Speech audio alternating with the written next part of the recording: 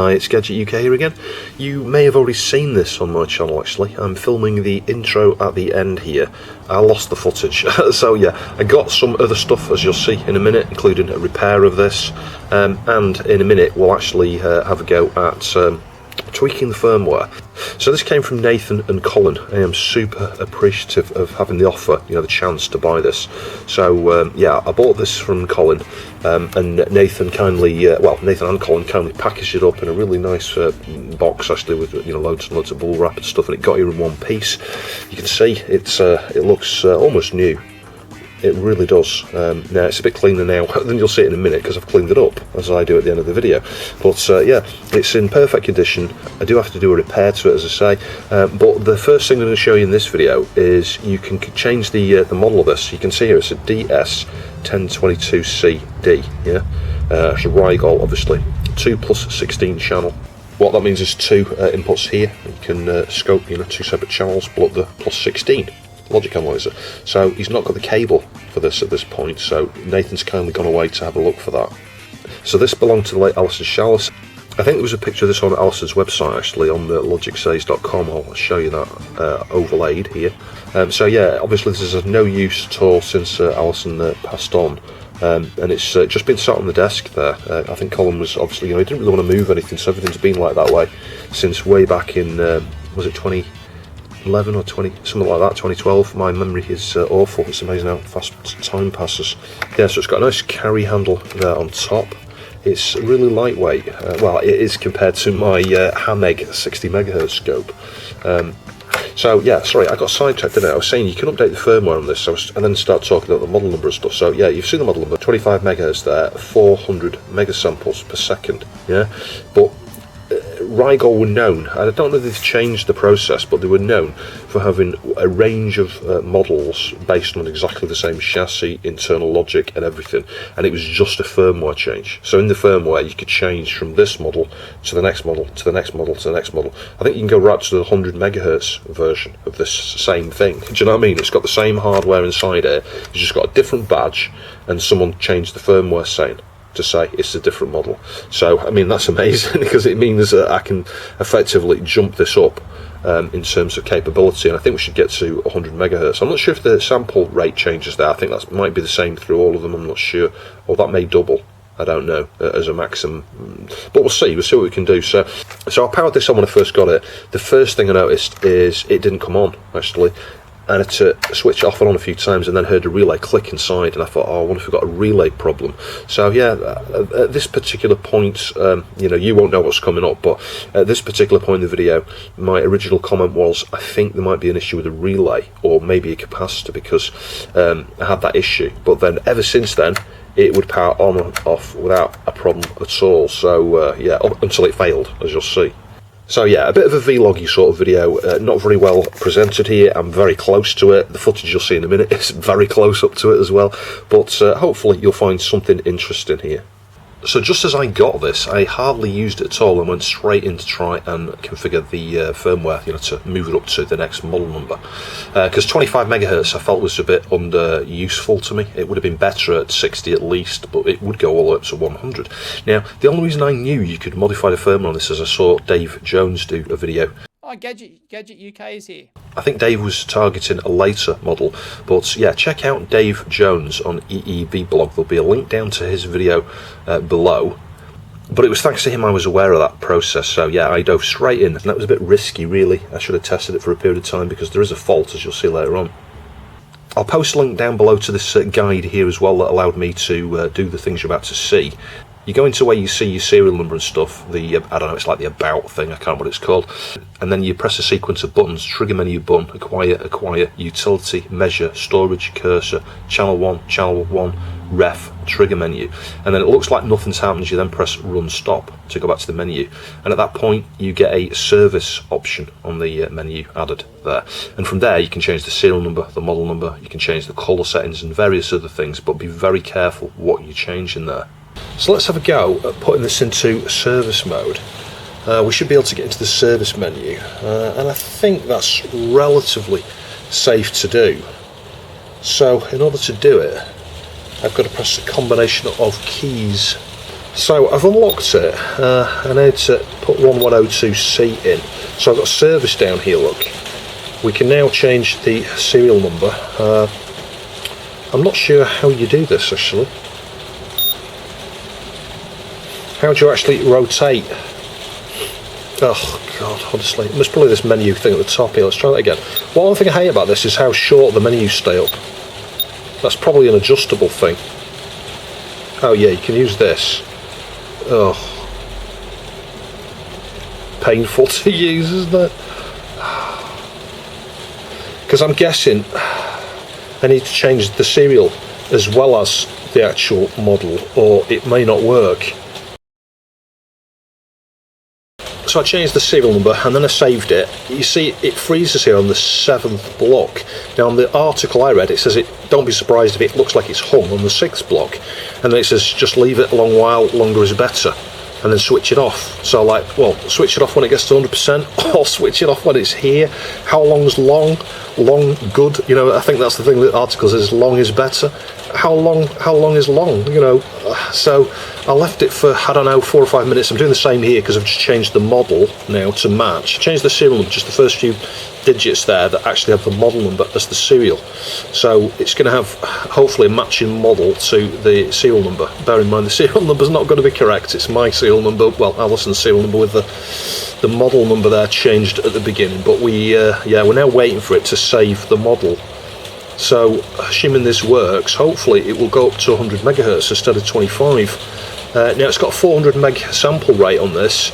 So in theory, up to 100 megahertz, I would think would probably be okay, and that is the general consensus with these. It seems that Rigol produced a standard model that would, you know, you could configure the firmware this way, the service menu. So hopefully it'll be a bit more usable at higher frequencies. Really, for me, it's just where we get it over, you know, sort of 25 megahertz. Things like 32 megahertz on an ST. I think you've actually got a 64 megahertz crystal on an ST. And on the Amiga, you know, a lot of the stuff I've been looking at, we've got, you know, as high as 50 megahertz clocks now. So it will just make it a little bit more usable. Is that long enough? I think it is. Let's give it a try. Let's switch it off. And switch it back on, hope it works. Just hope I don't brick it. It's so risky doing this. It's one of those things, once I started it, I was like, should I really be doing this? Right, let me adjust the time base, let's see how low we can go.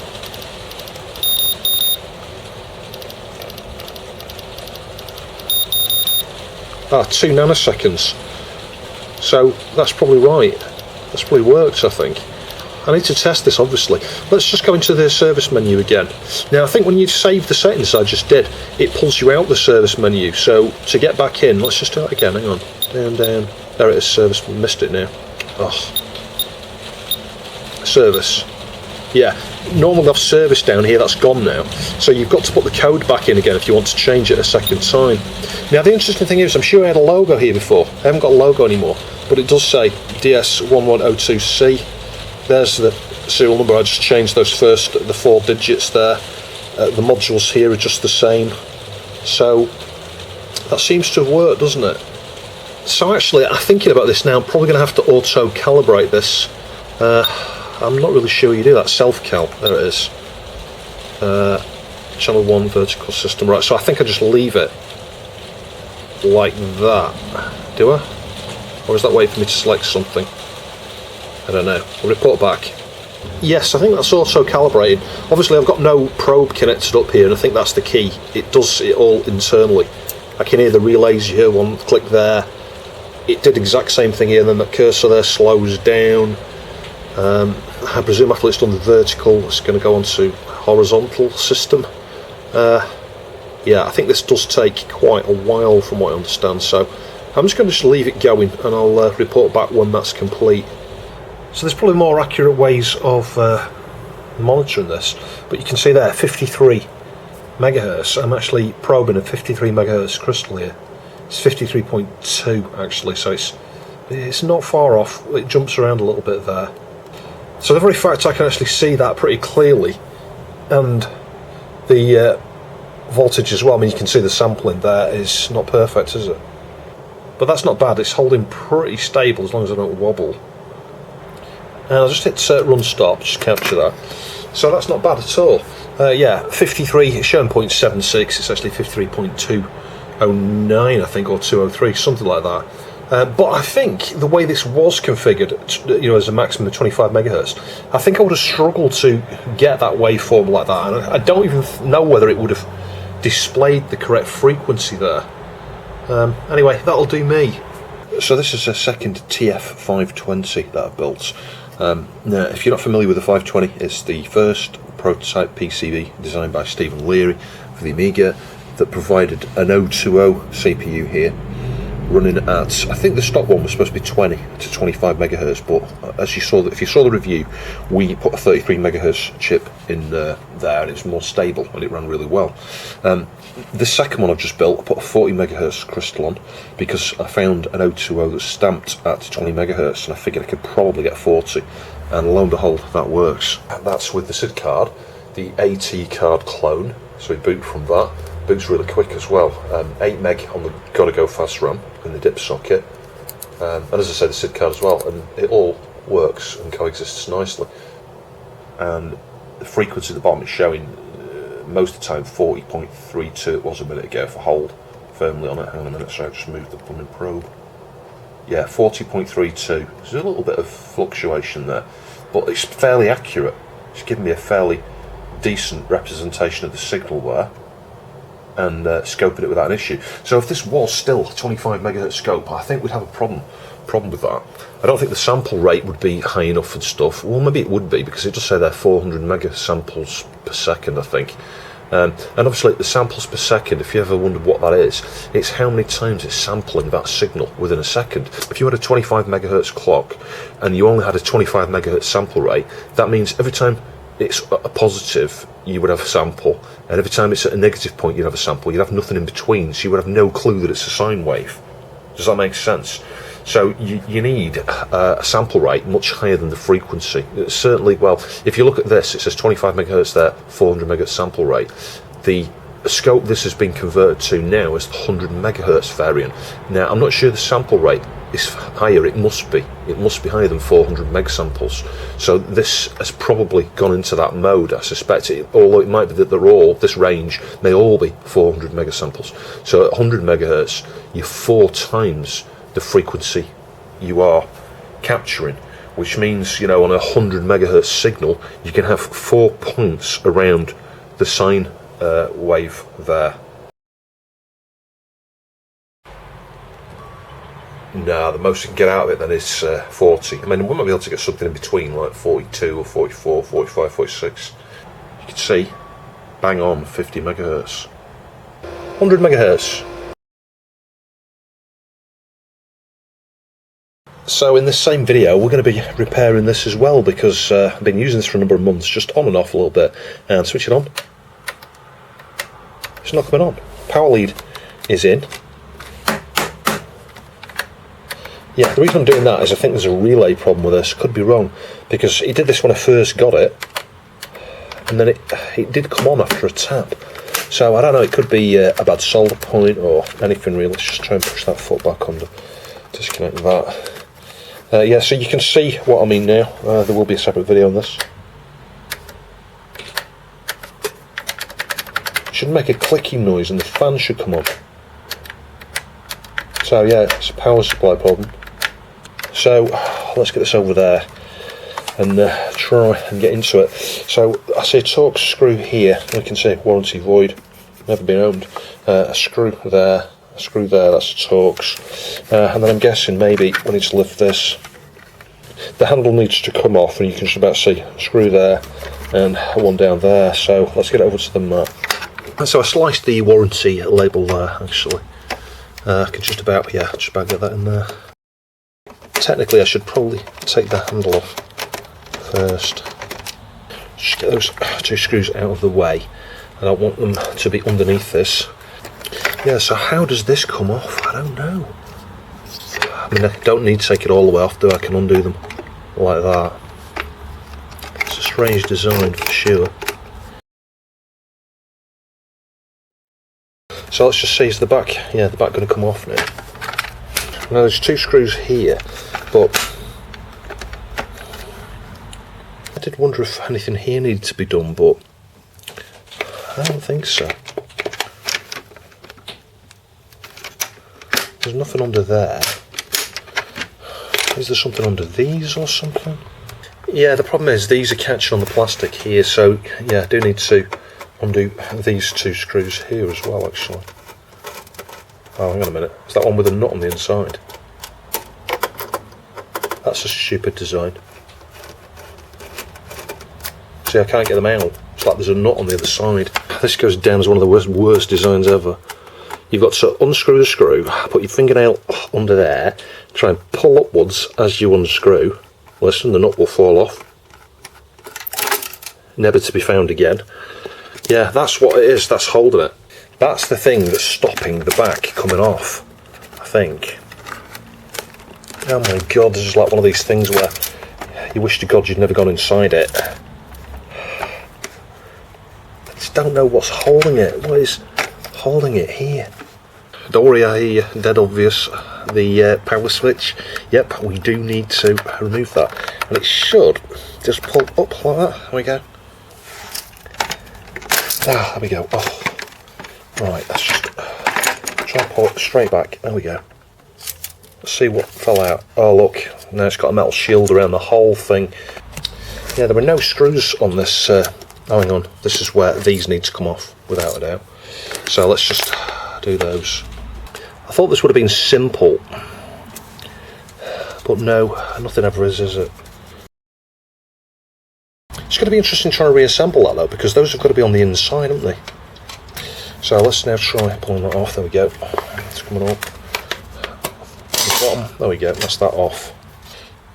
Yeah. So first inspection there looks all right. Oh, hang on. Right. Let's just try and get these blooming things out now. Oh God, the underboard. Hang on. Come on. Yeah, they're the ones that have got like a captive washer on there. So it's the nut and the washer in one piece. Yeah, shaking that around. Oh, hang on. What's that? Quality control sticker. That says oh. Yeah, so the question is why is this not powering on? And there are no immediate clues here. Caps look pretty good. That fan connector there looks like it's out a little bit, but it's not. So connectors are all alright. I think what we perhaps need to do now is get the power supply out of here. I mean, it's unscrewed here, isn't it? So if we unscrewed the things that hold it in there, there's this blooming metal shield here though over that. Let's just take this off. I may just afford us some more space or something. I need to pay attention to what screws are going where here. The ones I previously took out are all more or less the same, those are shorter. So this should come off. Which just means the power supply switch won't catch here. Yeah, what I'm hoping is if we take this off, we may find a bad solder joint, or we can test connectivity to this switch. It may just be the main switch. May need to get some deoxit in it. Could be something like simple. Might even need a new switch. But I mean, there are no other clues. That looks like good as new. Absolutely good as new. Capacitors look fine. Right, let's get that out then.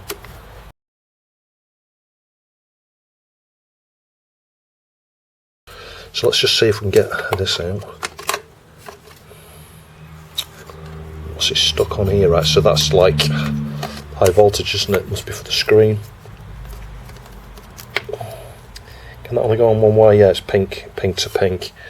Now, there could be caps charged up here, so that's something just to pay attention to. Let's just carefully move these things out of the way. Put those ones there.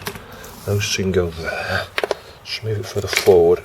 And let's just inspect the underside there. There's the problem. See that? Spot it straight away there. Yeah, that's going to be the issue. Let me put you on macro. I am so pleased though, because it's a simple fault. Right, you're on macro now. Look at that middle pin. Can you see there's a gap around it? Look at that. Yeah, that middle pin totally loose. Look at the size of the pads as well. It's like, I'm surprised there's not more solder on that, but trust me, it's going to be that middle pin. I'm so confident I'm just going to reflow these contacts and then reassemble it, because I'm sure that's the issue. it explains, I'm trying to be careful where I touch my finger there, it explains why when I whacked it, when I first got it, it then sprung to life. Look at that, the solder's not even joining to that pin. It's got oxidised.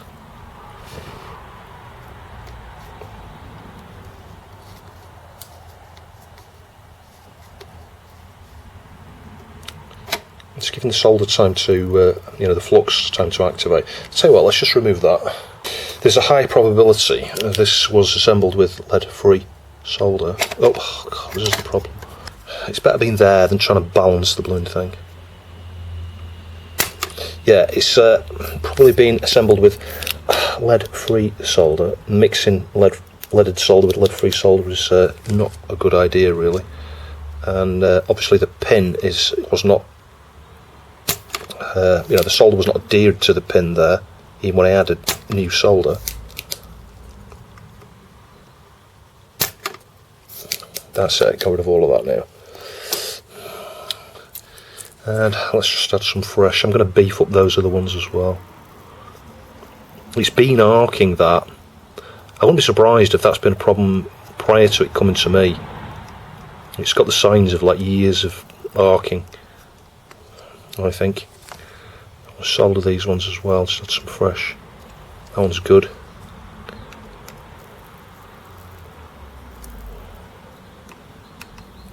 There we go. I mean, it's a shame we had to go in here and break the warranty seal, but you know what, I broke my warranty already by upgrading the firmware on it, haven't I? Well, not really upgrading the firmware, hacking it, I guess.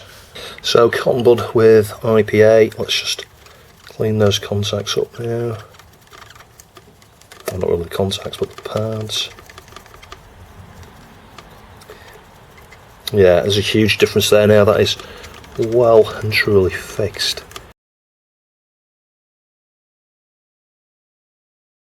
Yeah, so some slight streaks and things around there. You're always going to have that when you've interfered with something that's not been touched for years, like bits of dust and stuff, but you can see that looks pretty good. So the next thing then is to flip this around the right way. So it went that way, didn't it? That wants to connect there, but it's these nuts. We need to secure these nuts on the inside with some epoxy or something before we put it back together. So let's pull this round. It was pink to pink. Be careful not to pull that from the other side. And then we need to get this into here. That's it. Ground can go back on there.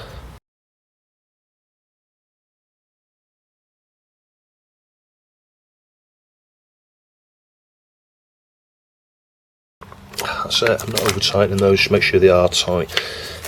Right, and that concludes my work there. Why is that heatsink so bent? You see that? It's like bent out this way, but that seems to be the way it is. Yeah. Right. Could just test it like that. Go on. Let's just avoid rework. Let's just take it over there, plug it in. We've got the ground, haven't we? Got all the cables connected. Let's just see if it does anything. So I'm doing this live here, so you can see. Let's plug that in. It might come straight on. No, it must be off. Hey, it's on. Yeah, that was the answer. You think about it, it's a weak point because you're pressing off and on, off and on, off and on. Every time you do that, the solder points are going to get a little bit of stress there. So yeah, I can commit to full reassembly. I think the approach I'm going to go with here actually is try and fit these nuts on and just see if we can massage the lid on, because I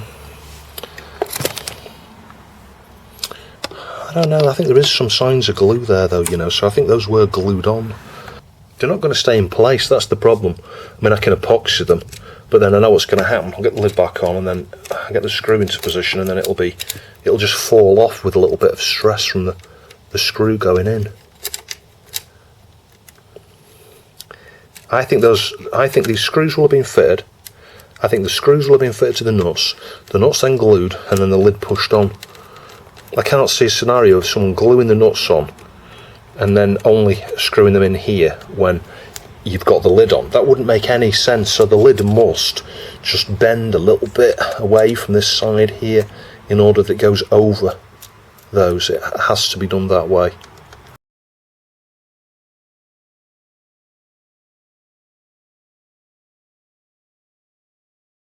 Right, now armed with the correct tool for the job. I tell you, it makes such a difference when you use the right tools, it really does. So unscrew that, tighten that.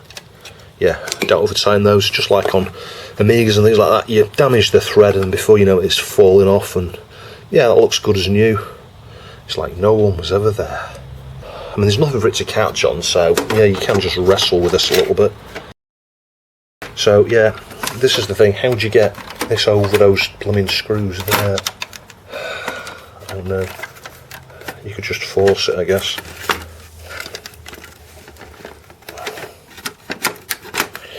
Yeah, you can. Hang on, what's that just fell off there then? Oh no, what's that? Something's just fell out. That's just fell out. Oh, hang on a minute. Oh, hang on a minute. Everything's making sense now. That goes around there. Well, maybe it's not making sense. I don't know. That's just an extra thing, isn't it, for those? But then, I guess you could fit that over there. Yeah, because this has got a narrow edge here. Maybe if this fit this there like that, then try and fit this on here, then try and fit this on here. Maybe there's less chance of me breaking it. Oh, what's actually going on? It went straight on. You see that? I'm shocked. Huh. Wow, that was easy. So there you go. That's how you do it. Where's the feet gone now? So I've got to get these in the little gap up there. Oh no, I've pulled it out now. Like that. Yeah, they go like that. That's correct. And that one wants to go again in the little gap. Like that. So then I just need to clip somehow. I'm surprised how easy that went back together compared to how difficult it was to pull it apart. Nothing's trapped, so I think that's it. I think we just need the screws in. If I remember correctly, these ones with the sort of tapping thread went into here because that's plastic on, you know, it's going into a plastic hole. Yeah, that's that. Again, don't over tighten them, brittle plastic probably. Something this old. I mean, it's not that old, but it's not that young.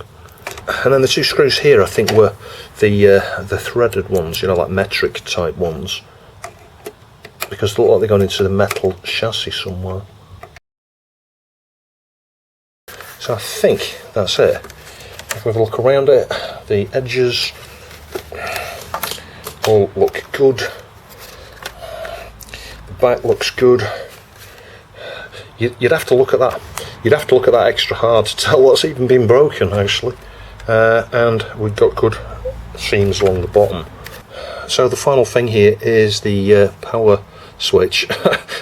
And it could go either way, couldn't it? I think because we're viewing it from that side, don't usually have the, I'm trying to think. Yeah, the line is usually up for standby, like that. That's the standby symbol, which means from the front it wants to be that way around, like that, I think. That's it.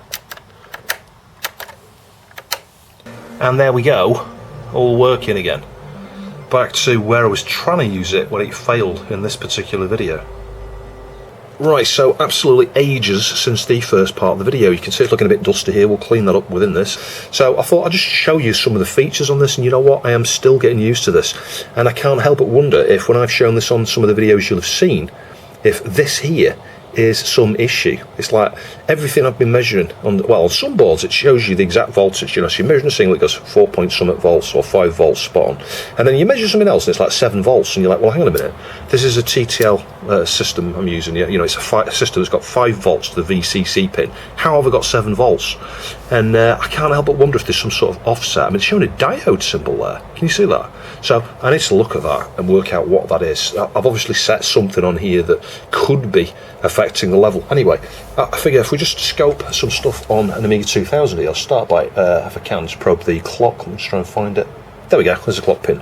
I think it's somewhat like pin 15 on the 68K socket. So you can see here, look, the voltage max there is about right, 3.6 volts. We can move the trigger. I've adjusted you that way just a tiny bit, so you can see we can adjust the trigger, and as we do that, so that line going up and down, so you can adjust where you're triggering. So now you say we're not triggering, that our trigger line is above the signal. So just by adjusting that, you can get an accurate capture, you know, the frequency. So I added one of the measure things, the button up here has it measure there. Yeah, if you press that, you've got different things you can add. You can have voltage or time measurements, you know. So a time measurement, it'll give you two little cursors, and you can drag a cursor and, you know, measure the time between those, etc. And obviously there's a frequency counter as well. I think that was on the measure thing. Let's just get rid of that menu. So the other thing I just noticed, there seem to be two ways of achieving that same thing. These buttons here are like shortcuts to something. I'm not sure what. So if we press the second one, voltage time. Oh, this is the measure one. Look, voltage time. Let's just press the time. Oh yeah, so you can change the things here. So this is how it's doing that measurement. So the period, yeah, between the, you can see there, it shows you, or the frequency. Let's just go. Can we do the frequency? Hang on, I've missed it now. It's too slow. So we use the little menu thing there, do we? Yeah, go down to. Oh, hang on a minute. That's a different thing. Time. Yeah, that's where we were. So go down to frequency and click. Yeah, so here we go. Now you can see it's bobbing around a bit there. If I move the probe unintentionally, it jumps quite a bit. So this is the first thing here that I was like, well, it's not very accurate, that, is it? It seems to be bobbing around a fair bit. But then I forgot where it is now. I discovered something else. That's channel 2, menu off. You can get a thing up here. I just can't remember how I did it. I did it a minute ago. Even though I've been using this ages, I am still not familiar with anything here. So you can see we can change the intensity of the signal there just by moving that, you know, so you get more clarity on it. It brings it more, you know, makes it more visible. It's a bit like the brightness or contrast, I guess, on an analog scope. Yeah, so I don't know why pressing the trigger button down, is that defaulting it? Yeah, I think maybe it is. It's setting the trigger level down there, isn't it now? This is here. This here is showing. Yeah, I think that's showing the potential of your trigger. Let's press the trigger menu. Yeah, so you can change everything there. Oh god, this is the thing. You've got to use this one. Oh no, you don't. How do you do that? Oh, you use the buttons, so you can change the edge, source, slope. Yeah, so going up, going down, sweep. I don't know. There's so many things on here. This is where you need to watch a Dave Jones video. Seriously. It's that comprehensive. This is where, if you've got a degree in electronic engineering, you're going to be familiar with most things here. There might still be things you've never touched, but you're aware of. In my case, I haven't got a degree in electronic engineering, which is interesting because my ex-boss had a degree in electronic engineering and he used to bring me things into repair. I fixed his satellite and his hi-fi and a few other things for him. But I'm sure he would know a lot more about a digital scope like this than I do. So yeah, all of these buttons seem to be two function. You know, you can go that way and that way, like that, but you can click it to do something as well. Let's just try the horizontal one. Yeah, so we can move it horizontally like that. That probably just defaults it again, maybe. It looks like it, doesn't it? And a vertical position, again, click it. Interestingly, that didn't default it, so I don't know. Yeah, so we've got the button here for the logic analyzer. Yeah, so this is really cool, actually. I need to have a mess around with that. That will be a video on its own right.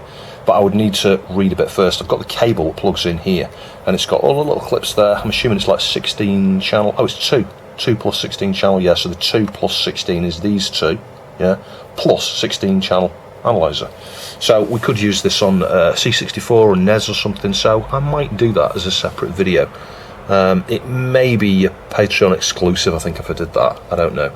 So yeah, it's nice that you can do that, and you can overlay obviously the you know, the analog signal here. The signals were not necessarily analog, but the signals we're scoping here on the same display. You can switch channel 1 off. Look, I think, can you?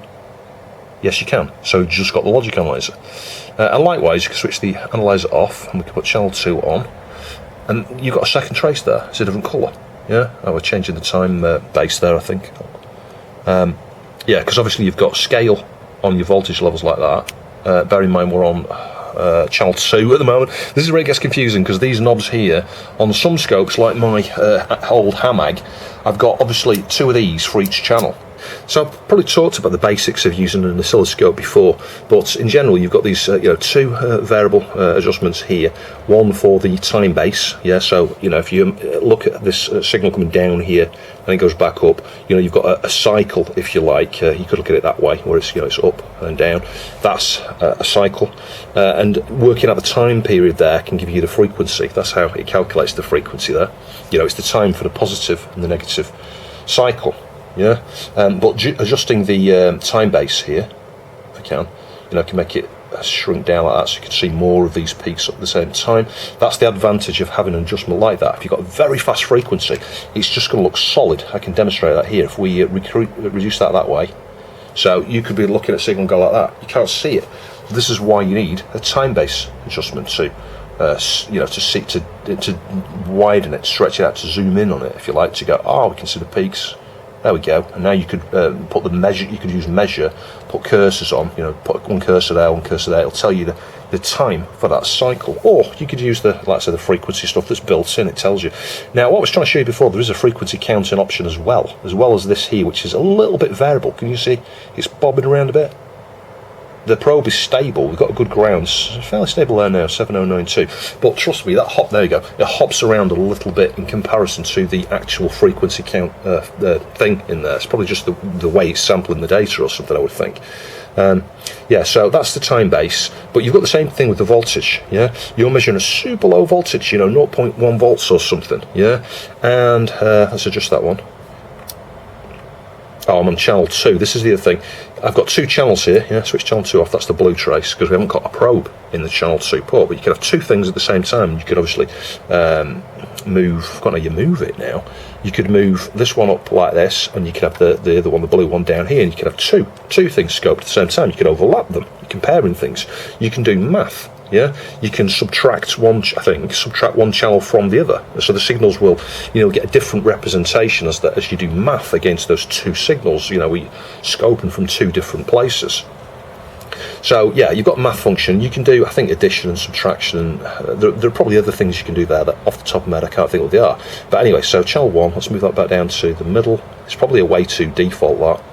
Pressing the button down, yeah, seems to move it up to roughly there. Look. Yeah, so you've seen you can use those to switch between the 2 channels. That switches logic analyzer. Ref, I'm not sure what ref does. I think this is to save things, isn't it, ref? Because you've got an option to save. Yeah, you can save a reference signal. So for example, I could now say, well, that's my reference example of an Amiga CPU, a stock, normal clock rate, clock speed. Yeah, I can save that, snap, and save it as it says there, location internal. I think you can change that external. So presumably you stick a USB stick in there. Probably needs to be formatted a certain way, maybe FAT32, but it could be FAT16 or something, I don't know. And there could be a limit on the size because it's quite an old model scope, this. But nevertheless, you could do that and it will save it, and it probably output a PNG or a bitmap or something like that, maybe a JPEG, I don't know. So that is quite cool. So yeah, that's those in general there. And obviously switch that off with that. You've got a menu for each of these things, horizontal, so you can change things here, time base, YT, so you can do X, Y. Yeah, I might cover some of this stuff in another video. So it's the same with the trigger there. You've got all sorts of things here. You can change the slope, sweep, let's change that, normal, auto, single. I'll just leave it on auto, I think. Oh, hang on. Yes, that's single shot, is it? Yeah, because it's got the run stop. Do you see that? So it'll do single shot. So what it means by single shot is once you start that, when it triggers, it then stops and gives you a capture. So that's your capture facility. That's quite cool. You can hit that, and as soon as we, there we go, it's captured again. Look, yeah. You just press it, you get a capture. So that's quite cool. I quite like that. I'm glad I found where that is. How do you change that back now? Auto. Hang on a minute, what's going on? There we go, it's on auto again. So yeah, and you can, well, set up, I'm not going to press that. There seems quite a lot of options though, and obviously the source there you can trigger on a different channel. So you can be scoping channel 1, as we are here, but you may think, well, I want to see the clock, yeah, when a certain address bit goes low, because I think there's some issue there. Maybe there's some glitch in the logic somewhere where when that address is, low, it's messing up the clock. There's a glitch occurring somewhere, and that's an unlikely theory. That would never happen. I can't imagine a scenario where that would happen unless there's a bit of solder smeared across the board somewhere. Yeah, but my point is, you could do that. You're scoping that signal. You use the trigger, channel 2 here, and you say, I want to trigger on channel 2. Actually, yeah. So you can see now it's gone all over the place because it's not triggering, it's not stopping, it's not giving us a decent signal, but as soon as we got a signal that meets the trigger threshold on channel 2, snap, yeah, it would freeze and you'd be like, I can see what's happened, yeah, at the point when channel 2's done whatever channel 2's done. Do you see what I mean? I'm probably not explaining that very well, but I just changed that back before I wonder why my triggers aren't working again. I've lost it already, look. Oh no, menu. I wish it would say stop pressing this key here. That really annoys me when that pops up. Yeah, so source, channel 1. Yeah, so this is the thing, if you dig too far into these things before you're familiar with it, you can get to the point where you don't know what you're doing and you're like, why can't I scope anything? So yeah, I'm being very careful not to mess myself up with this. Menu off, there we go. So we're back to where we were. So what I'm going to try and do is try and find what that blooming frequency counter option was, because I found it and then suddenly I couldn't find it. Let's do horizontal, that's the time-based one. Delayed, time-based. No, it's not that. It's not on the trigger, is it? Yeah, so there's something else on the trigger it's worth looking at. Hang on, if I can do the right thing here. Oh, hang on. What confuses me is when you press this button here and these things pop up, you think you use that, you don't. This is where the buttons kick in. So yeah, still getting used to that. So you can trigger edge, pulse, slope, video, that's interesting. Alternative pattern or duration. Yeah, so you've got a number of different things there. I'm not going to pretend that I really know what some of those are without researching them or looking at the manual at the very least. Let's just check that one out. Check that one out. That's interesting. I've switched it off. That switches them all off, so you can actually switch them off and on like that. To switch it back on though, you've got to do that. That's interesting. So okay, let's just go back out of that. Let's press utility. Yeah, I/O saying. So yeah, it's probably got GPIO or something on this, maybe. And obviously you've got sound counter. That's what I was looking for. There it is. That's what I was trying to find. Frequency counter. So yeah, just look how different this is. This is stable.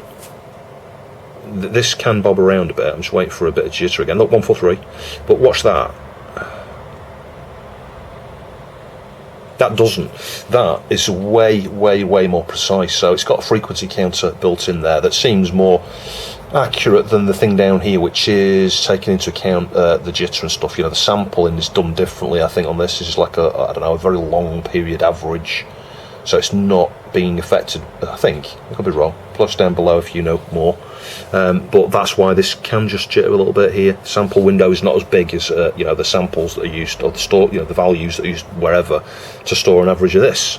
So that's quite good. I quite like that. I'll use that. I'm going to use that in a minute on the C64. Just try and dial in the dot clock. So I'll show you that as well. It's a good test of that, I guess. So there's a mysterious button down here that says force. I have got no idea what that is. Let's try pressing it. Well, obviously it didn't do anything. You may have to hold it in combination with something else or be in a specific mode, but anyway, nevertheless, I'm quite happy with everything I've seen so far. I know what I'm doing. So let's have a look at the acquire menu. So this is where the sampling. Hang on, press that blooming thing again, didn't I? This is where the sampling options might be. So in terms of acquisition, so we've got normal. There you go. You've got average. And then you've got the number of samples, presumably. That's like 256, so you can refresh it there. Sampling, real time, EQ time, real time. Yeah, so leave it in real time, I think. Your sample rate's down here, look. Now bear in mind, we've updated this. Now it says here 25 megahertz, 400 megahertz sample rate. But we changed the firmware, didn't we? So are we going to get any additional options here? I don't know. No, you see, look, that's set. So, I don't know, maybe the firmware update didn't actually work, or it could be actually. It's still 100 meg up to 100 megahertz now, this the way it's set, but the sample rate might not be different. That's possible. Or it could be that the sample rate on the thing, the acquisition thing I'm using here, might not support that. Let's just change that back to normal. Yeah, we can't change that. That is locked, isn't it? Memory depth, normal. Long memory, normal. Let's change it from real time to something else. Equitime. Here we go. Look at this. 1 gig sample rate. Yeah, this should not be able to do this. This is probably from the next model up. Yeah, or the 2 models up, the 100 megahertz one, because I think this is a 25. I think you could get a 50, and there's a 100. So this is now effectively the one that runs supports 100. And I think with that it'll do 1 giga samples rather than 400 mega samples there. So, well, at least I think so. I could be wrong. Again, if you know more, post down below. So obviously you're going to get cleaner, more accurate, because you're doing more samples. You're sampling that data at a much higher frequency. Yeah, still bobbing around a little bit there, but the display looks better. You know, it's much cleaner. It's much more stable. So if we change that back to, we've got long mem, normal. Yeah, so the Equitime thing there is the thing that allows that. So maybe I'm talking rubbish. It might be that even this default model here with its default firmware, yeah, it says 400 there, but as soon as you switch to that one, EQ time, it goes up to 1 gig. That might not be affected at all by the firmware changes. I'm sure I'm going to be annoying people who really know what they're talking about out there. People like Ian Scott Johnson and stuff, and Dave Jones, really. Even though Dave doesn't watch my channel, I'm sure he doesn't. Oh, Ian Scott Johnson's in the house. There it is there. Gadget UK 164. Nice. Counter up here, 49.89. You know, that's bobbing around a little bit. Funnily enough, the frequency counter here is less accurate than that now, so I don't know what's going on there. But nevertheless, you can see that's nice and clean. We can obviously adjust the trigger there. That might help. But of course, some of these things go faster than 50 now. You know, Stephen's obviously got 100 megahertz on the TF1260. Well, technically, I could scope that on here, probably. Well, maybe not at 100 exactly, but like when I run it at 96 or whatever, I could probably scope that signal as well.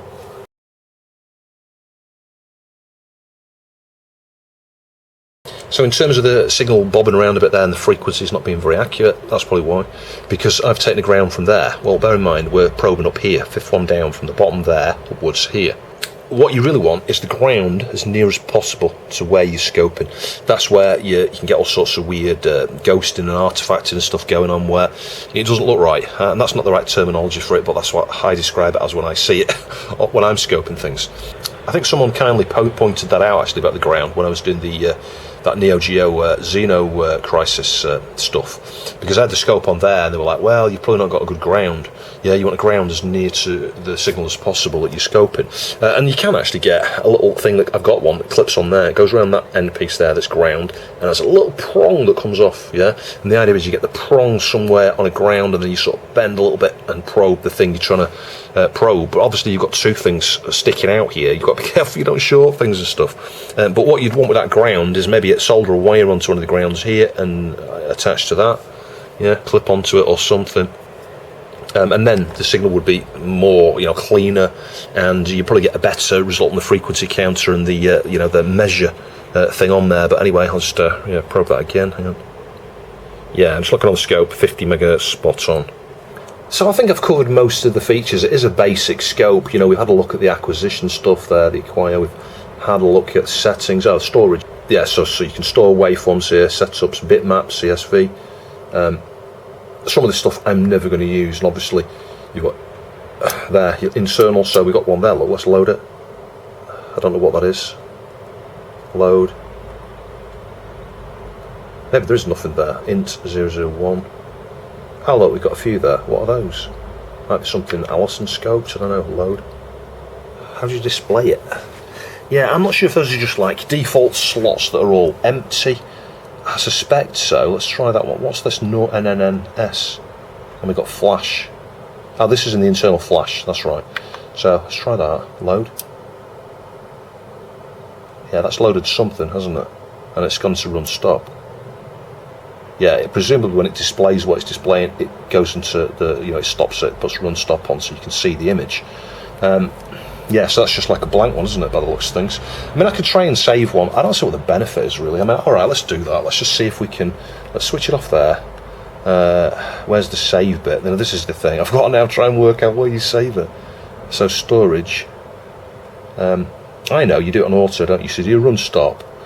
Once you capture it, once you've got your image, then you hit storage, probably. So, if we do that again, let's just scope something. I'll press run stop. Yeah, so got our 50 megahertz, yeah, there we go. Run stop, there we go. And pressing auto just adjusts everything and automatically kind of guesstimates what you're scoping and gives you the best thing. And it seems to work. It really works well, that. You know, let's just do run stop. I want it to be on spot on 50 there. That's the OCD side of it. There we go, 50 megahertz. Right, let's just see what we can do now. Storage. Yeah, so we'll do waveform. Waveform. Internal. Here we go, save. So we've got it on int 00, save, internal, saving. There we go, it's in the firmware. So if we now press run stop, obviously we've got nothing, I'm not scoping anything. And we go, let's have a look in storage, internal, load. There we go, there's our waveform. It doesn't show the frequency, interestingly enough. That's a bit crazy, isn't it? It's like if you're if you're going to show this stuff, well, why not give us that data as well? I mean, all right, you could probably use the measure now. If I press the measure, where's it gone now? Hang on. Yeah, so we've got it. We've got voltage. Now this is where. Hang on, not voltage. Well, not voltage. We want frequency. Let's try it again. Measure, time, frequency, and then how do you do the cursors? This is the thing. I don't know. Oh, cursor. There we go. So maybe it's not measure. Maybe it's cursors. So cursors on. So we got. Let's just put one. I don't know. Bang in the middle of there, for example. How do you get to cursor B? Type X, Y. No, it's on X. Oh, there we go. Cursor A. It's this here, isn't it? Cursor B. There we go. Get rid of cursor A. And where's cursor? Oh, here we go. It's off the screen. Yeah. So anyway, you can see with a bit of faff in here. Let's just move the sensor there. Yeah, that's interesting. So it's given us 100 megahertz there. Yeah, that's right, because that's not a full cycle. Full cycle would be from there to there. Look, there you go, 50 megahertz. I confused myself for a minute. Yeah, because I started mid, I should have been starting, I don't know, somewhere up here, actually, in the middle of the thing, perhaps. And I can show you that as well. What I mean is, if we put that there, so this is the point where it's crossing down that way. That's how you'd measure it there. But then this one needs moving to there. So let's go A, switch off B, because this is what you're adjusting. And then do that again, and do the same thing here. There you go, spot in the middle. So that's what you want. You want where it's going down, it's going up, and it's going down. That's a full cycle. Full cycle gives us 50 megahertz. So you can measure that way from a sample where you've recorded it into storage or from the USB or whatever. And reference signals like that might be useful. Not for a clock, obviously, because, well, some clocks maybe, but not something like this. You don't need to see that. But maybe if you were developing your own products and you took some reference signals of key points on the board where you've got some, I don't know, stuff there that could be affected by quality of certain components, for example. Something where you've got very specific resistor sizes. You've got a 2.3 ohm resistor because that's exactly what you've calculated needs to be there in order to shape some analog signal a certain way. There is advantage when you're developing that project there of doing some reference captures like this, and then when you're testing stuff you can compare to what you're actually getting. Of course you can just, if you know what you're looking for, just look for what you're looking for. You don't necessarily need a sample, but anyway, you can see how that works, how useful that functionality is. So the question mark now is, how do I get all this stuff back off? I don't remember what I pressed now. Cursor, get rid of that. Get rid of that. There we go, cursor's gone. Auto, oh my goodness, what is going on? I don't want that. There we go, I think. Yeah, if in doubt, press menu off, I've found. Just get back so there's nothing on. Let's try scoping something again, just to make sure I've not balked all the settings up here. What's that? Yeah, let's just hit auto. I'm not sure what's going on here right now. This is the thing, once you start playing with... See, what are these cursors here for now? I don't remember having those on before. Yeah, look, we've got automatic cursors or something going on here. Let's just press cursor and get rid of this mode. Off. Yeah, go away cursors, I don't want you. It looked like a targeting system for the Death Star trench run, didn't it? Hang on, there we go. So 7 point, that's just the normal clock speed now on the CPU here, on the 68,000. So yeah, very cool. I'm so grateful for Colin and Nathan for thinking of me when they were clearing this stuff out and trying to stick some of it on eBay. I did pay £200 for this, is what I offered. I actually think it's probably worth more to me, actually, in terms of sentiment and stuff. But that's probably what you'll pay for something like this on eBay, between £150 and maybe £250. This one's desirable in the sense that obviously you can update the firmware, but I didn't know that in advance. I honestly didn't know what model it was. So it's interesting to finally look at this and realise it was the DS1022C with the D there, which is updatable with a firmware mod there, a little hack. So doing the firmware tweak there, I'll be honest, I was absolutely bricking it doing it. And it's one of those things that as I got through that process, I was like, what am I doing? I've not even used this yet, and I could brick it, I could destroy it. So yeah, if you're following this video as any kind of guide or tutorial to try and hack, modify yours, just bear in mind, I am not going to be responsible if you brick it completely. It may brick your scope. There's probably ways around it if you communicate with the right people. I'd suggest if you did that, hit the EEV blog forum and ask in there, because there's going to be super experienced electronic engineers on there that are used to hacking and modding and fixing these scopes. Because what it might be, if you did brick it, it might just be the firmware. Someone might be able to take the firmware off yours to get the serial number and stuff, and then put correct firmware back on it. It may involve desoldering the little chip there, because I'm guessing there's going to be some sort of NV, a flash chip or something on there that holds, the firmware settings and things, and your serial number and all the rest of it. So you probably couldn't completely destroy it by bricking it, but you would need to do a lot of jumping through hoops to fix it, probably. I could be wrong. It might be totally bricked. So if you do it so anyway, you've been warned. We have tested everything here, haven't we? Our display, we've got some different things, so you can change from vectors to dots, look.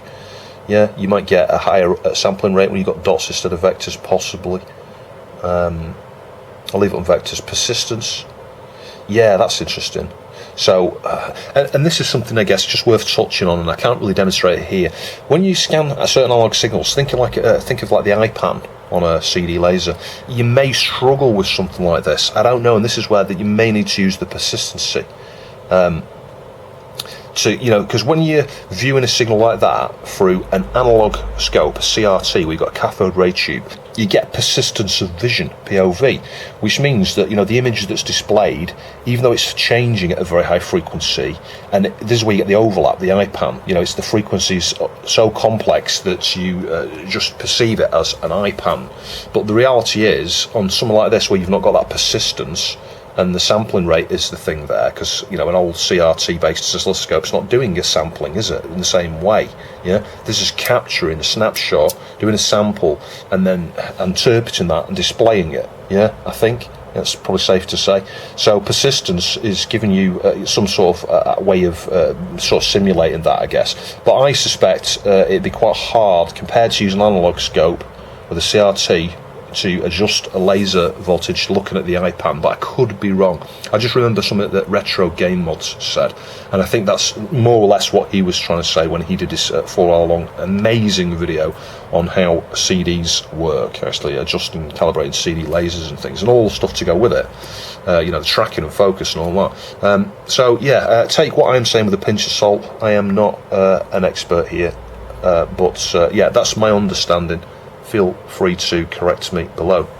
And I guess the other thing to point out here, something else we've not shown, we've got an external trigger facility. So when I was talking before about triggering on channel 2, scoping a signal on channel 1, triggering on channel 2, well, you can trigger on something else. Yeah, you can have 2 signals here that you're scoping and trigger totally off something else on the board. Yeah, that's a nice feature as well. It's not the sort of thing I would ever need to use, probably, but yeah, watch this space. One day there might be. And obviously you've got a calibration point here. It says 3 volt. There's a little square wave thing there, half a cycle of a square wave. So that says 3 volt. Why does it say 0 volt? It says 3 volt, 0 volt. So it's between 0 and 3, and then you've got your ground strap there. It's automatically going to have a ground because of the ground here. But if we just probe that and I hit auto, and as I say, auto is just adjusting the time base and the voltage base, but also the and you can see this is where my scope needs adjustment. It's also adjusting, maybe it works out whether it's on DC or AC coupling, I don't know. Did I cover that? I don't know whether I did or not, actually. You do that from the channel here, so what you do is you press channel and then you've got here coupling. Yeah, so again, DC, AC, ground. Ground? How can you do ground coupling? I don't know, I'm not aware of that. That's something new to me. It's simple stuff, but you think I'd know that, yes. But AC-DC coupling, you can do it there. BW limit, what on earth's that? BW limit off, on. So, yeah, you can set that, whatever that is. And then this is important, I guess, probe impedance times 1. So, you're going to get, if you're measuring a volts, you're going to see a volts. And it ties in with this. This has got to be on times 1. Well, this is currently on times 10, yeah? So, have I put on times 1? Yeah, why is it saying 1 volt there? What the heck is going on? I seem to have just messed it up somehow here. It probably is, to be fair, something really simple, like I don't know, switched something on I shouldn't have done. Let's just measure between there and there. Hang on. 1.5 volts. Hang on a minute. Oh yeah, it's a square wave, isn't it? So that's right. That is 3 volts, yeah? So it's showing 1.5 volts because even though it's 3 volt peaks, yeah, it's a 50% duty cycle. Yeah, so what that means is, you've got a peak, 3 volts, and it goes down, straight down, 0 volts for a cycle, half of the cycle there, and then back up again. So half the time it's at 0 volts, half the time it's at 3 volts. Yeah, that's what I mean by the duty cycle there. which will give you an average of, you know, a mean or whatever, of 1.5 roughly. So there is 3 volts coming out of there, square wave. Let's just see if I can somehow balance that there, just so I can... This is one thing that does annoy me about things like this, is why is that loop not that way? Because then you could jam this in and just leave it there. I really despise when they do things like this, where you've got to float something somewhere and try and get it to balance in the thing while you mess with the blooming thing. There we go, we can get it balanced like that. So yeah, why is this showing 1 volt here? I do not know what I have done. What even is that? Is that the measure? What is it? Got DC coupling, that's off, times 10, digital filter. Yeah, so you can apply a filter in there. I didn't see that before. Let's get rid of that, I don't want that. Vectors intensity. Oh, you've got an option thing down here to go to page 2, grid.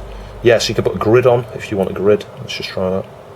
Oh, I don't know what I should do, actually. I'm going to mess it up on. Try that top one. Yeah, we've got a grid now. Can you see that? That's quite cool, actually. I like that. Oh, I'm adjusting the brightness here, look. Let's do the grid again.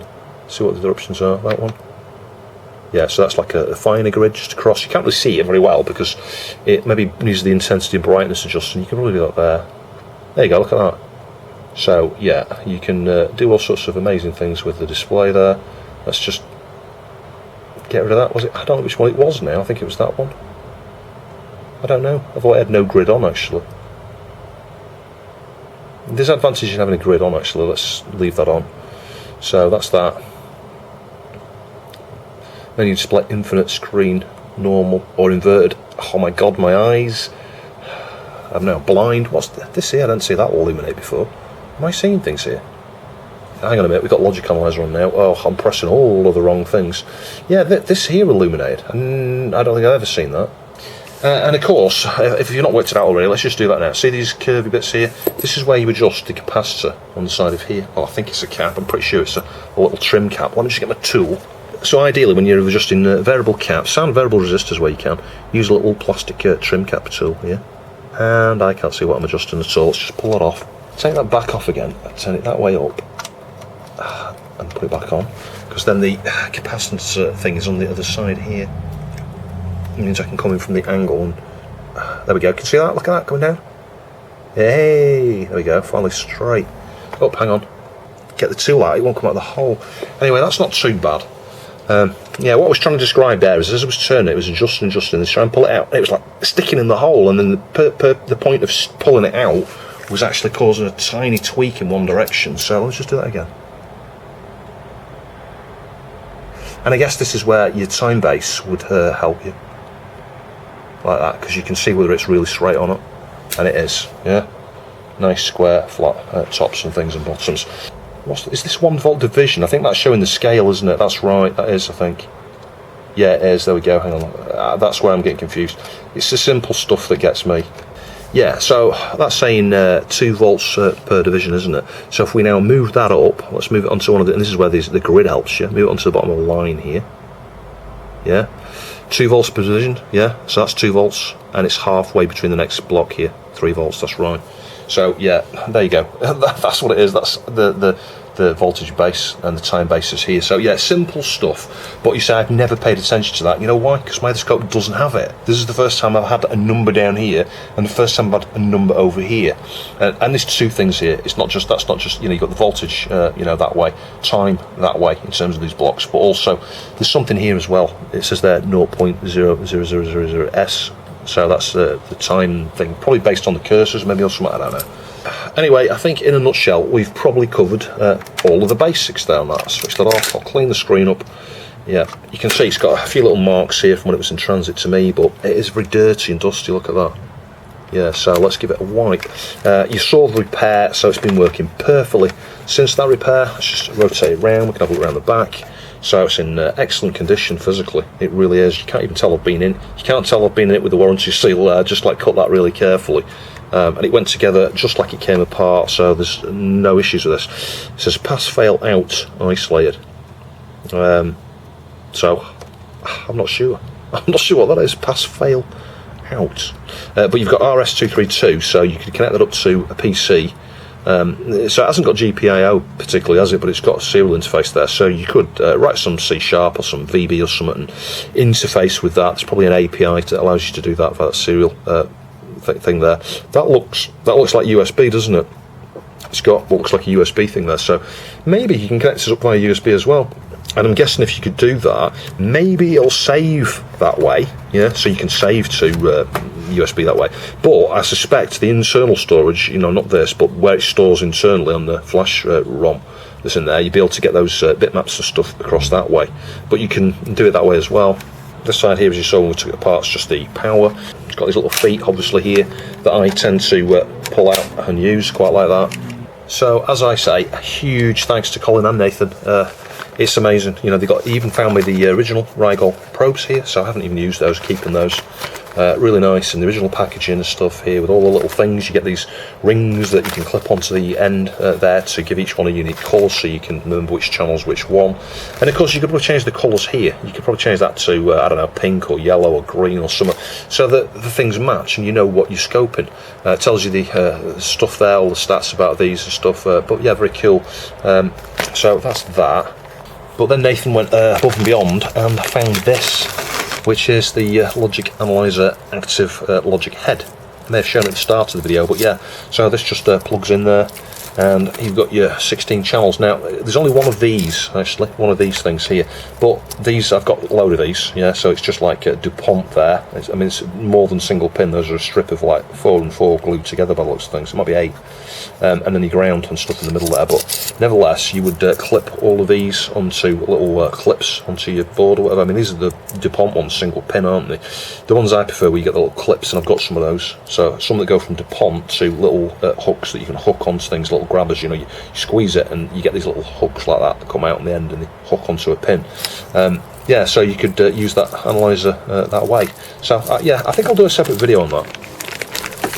But also in there, again, absolutely wonderful, is the original user manual. So yeah, things like this are invaluable. I'm sure you can download the PDF of this, and all these things tend to be available, but it's got everything in here about setting everything up, all the different features. So yeah, that'll be some bedtime reading for me, perhaps on a holiday. I might take it with me actually and have a good read of that at some point.